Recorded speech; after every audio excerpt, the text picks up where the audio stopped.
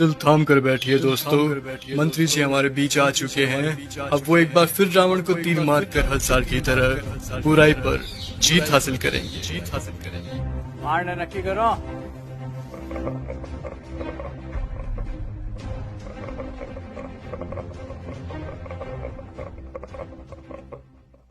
तू मारेगा मुझे? तुम सब यहाँ मुझे मारने इकट्ठे हुए हो? अरे तुम्हारा खुद का कोई ईमान धर्म नहीं है, तुम मारोगे मुझे? और एक बात बता, पिछले साल तो कोई और आया था मारने मुझे, इस बार वो नहीं आया? वो लाल साल वादा पूरा को नहीं करिया सा, तो हम की मैं हूँ सा। तुम सब अंदर से एक जैसे के जैसे हो। ठीक भीड़ इकट्ठी हुई है मुझे मारने के लिए आज।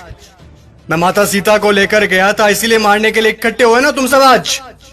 हाँ, मैं मानता हूं मेरी गलती, लेकिन माता सीता को किसी कारागृह में नहीं, सबसे उत्तम वाटिका थी उसमें रखा था मैंने। और हाथ लगाना तो दूर, गलत नजर से देखा तक नहीं था मैंने माता सीता को।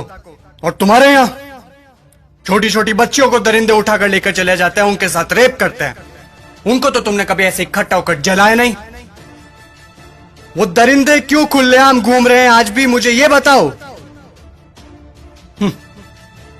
आए हैं मुझे जलाने। अब चोटे तू बता। मैं तो सभी वेद और ग्रंथों का ज्ञाता हूं। तूने कौन सी वेद ग्रंथ या पुस्तक पढ़ी है, मुझे ये बता।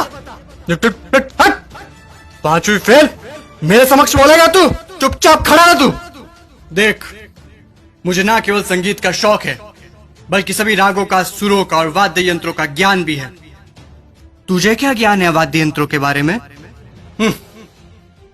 ये मारने आया है मुझे। अब तुम लोग सुनो, मेरे जैसा महादेव का भक्त ना तो कोई हुआ है, ना मेरे जैसा महादेव की भक्ति किसी ने की है। और तुम लोग, तुम्हारा भी कोई जमीर नहीं है। भगवान पलटते समय नहीं लेते तुम। काम हुआ तो ठीक, तो चलो महादेव के।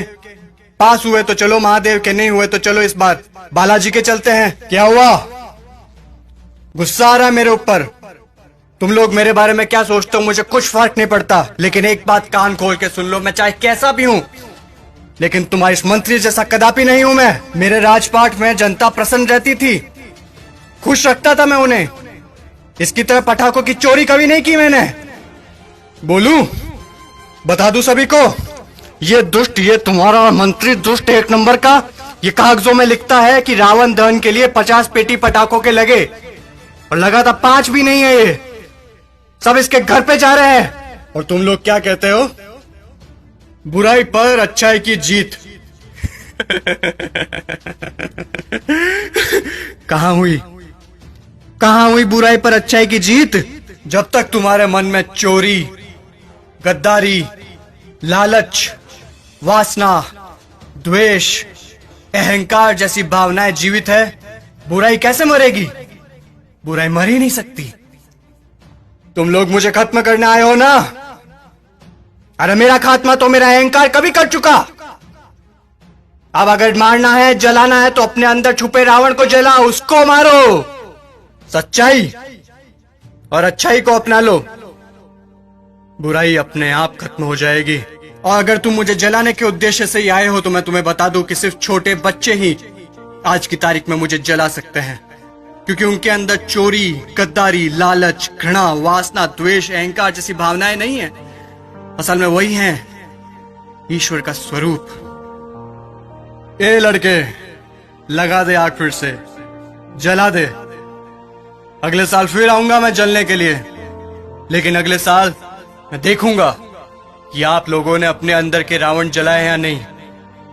खुश हैं अभी आप सब? एक बार फिर से आपका रावण जल रहा है।